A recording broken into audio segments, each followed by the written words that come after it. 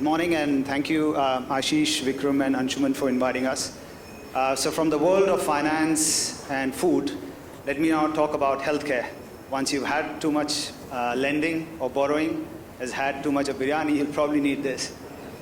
So Pharmarack, I think, came about, I'm from healthcare, I've spent over 20 years only doing healthcare, so this is the only industry I know.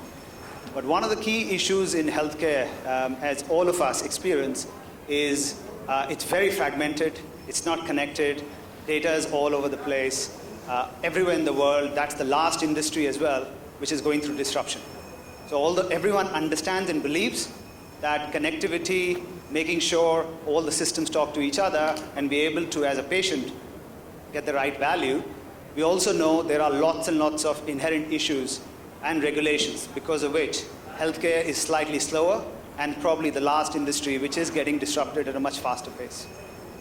So what is Pharmarack? So if you look at healthcare and India from a pharmaceutical standpoint, it's highly fragmented from the left to right. Lots and lots of manufacturers, lots of distributors, lots of retailers, everything going in lakhs, right? And not connected. Systems don't talk to each other, lots of manual processes, and lots of margins.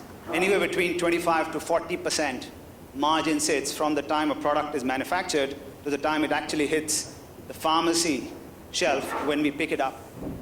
And this is very important in the context of knowing India is one of the cheapest drug markets in the world. Even within that, there's a huge amount of inefficiency and disconnected silos that exist everywhere. We've tried to put some numbers around it, and we believe anywhere between 13 to 15 billion of cost and margins are available to be optimized. And this is just India, and this is just pharma. Okay? So what do we do? So Pharmarack was formed about 4 years ago. My colleague here, Pradyum, who's one of our co-founders from the fintech side, we looked at and said, what are the key things we need to build to really address the pain points of our customers, which are really looking at doing more efficient work. So in a very simplistic manner, we said, let's connect it, right? And everyone's been talking about technology. We said, okay, let's look at technology and how we can connect the supply chain, right? Right from the manufacturer to the pharmacy, to make sure there is transparency, there is visibility, and at the end of the day, the patient is benefiting. Right? So you have to keep in mind, what are you doing and what's the big impact going to be at the end of the day for all of us. So what we did, we built some apps like everyone else. We built an app for the distributors, we built an app for the retailers, and we connected them. Initially, we obviously had challenges in getting all these guys on board, being able to showcase their inventory levels, giving visibility, but over a period of time, as they started realizing this is actually helping them, there's a lot of manual work, a lot of challenges that they face. We now, today, are the largest platform in connecting the supply chain in India. We have over 2,500 plus distributors, 50,000 plus pharmacies that are connected and using our platform. And this goes across price discovery, to ordering, to automation, everything. Right? So that's what we currently do. We also, obviously, because of that, started moving backward and say, okay, now we've set up the distributor and the retail, let's now connect the companies to the distributors so that we complete the whole chain. And to our surprise, in last 7 months when we started this, 7 out of the top 10 largest pharma companies have signed up. And being from the industry, I know this is one of the slowest and the biggest challenge to get the industry to come on board. It takes a lot of time, right? And you're disrupting what they know of. So on a very, very critical level, today, if you're sitting in Powai, we can tell you within a kilometer or two, every single pharmacy, what products they have and how available those products are. 3 lakh plus SKUs we could discover, which means availability, which is one of the biggest challenges we can address. Because of that, our GMV is close to 6,000 plus crores. We do 90,000 plus orders, and we obviously helping that. Just quickly on metrics, in the interest of time. As I said, every 2 kilometers in the 4,500 pin codes we cover, we have a pharmacy on our network. So what's the future look like?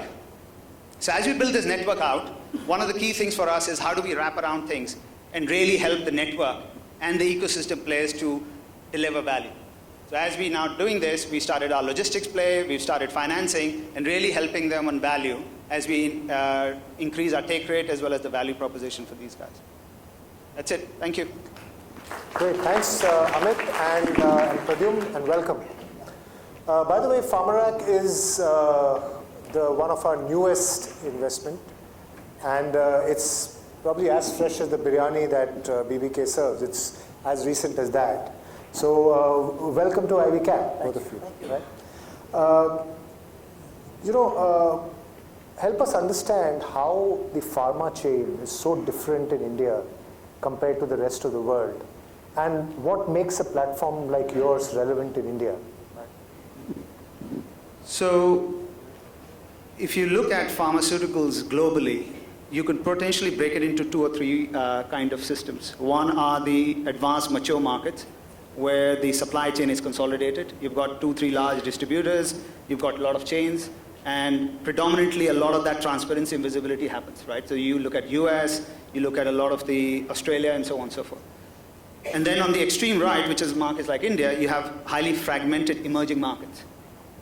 So India, China, similar, Southeast Asia, Middle East, and so on and so forth. And then you've got somewhere in the middle. So the issue in markets like India, as well as all the emerging markets, is the access to medicine still is a big issue. Availability across is a bigger challenge. And because of that, you've got lots of these things mushroom over a period of time with no clear direction. The second part is a lot of these markets are out of pocket. So it's not where the government is driving the consolidation and stuff. Right. And now with the consolidation happening with bigger players in technology, we're seeing that it's slightly moving more from the right to the middle. Sure. So, every platform at scale looks fantastic, right? Now, you guys are young but made great progress in terms of bringing together the ecosystem.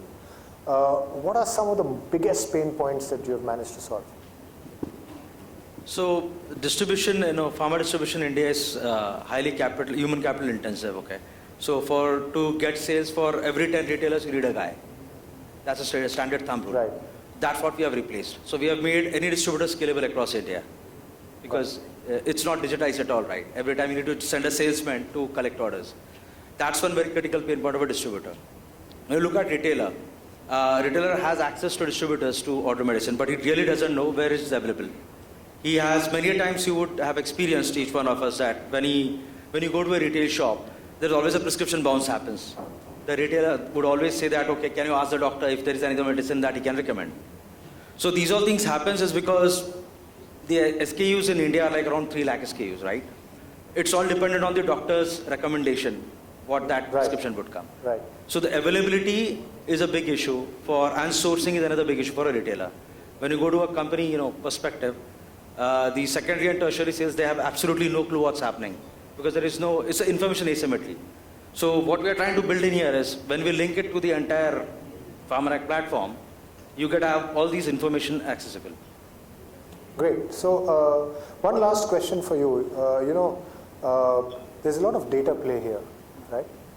How do you see that evolving?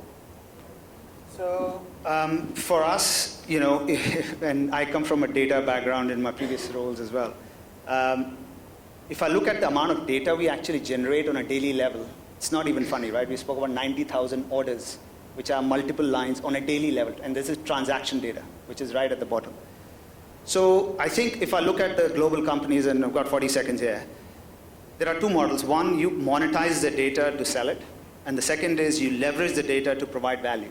Right. Both to your system and stuff. I think we are more on the latter, where we believe that leveraging data and analytics, we can really add value to our ecosystem players, whether it's the companies, manufacturers, or the retailers, distributors, because there's so much of demand forecasting, there's so much of availability, so much of these things on the predictive side we've not even looked at. Exactly. Right. So absolutely, there's a lot of value there. Great. So thank you very much, and good luck, and welcome to IvyCap family again.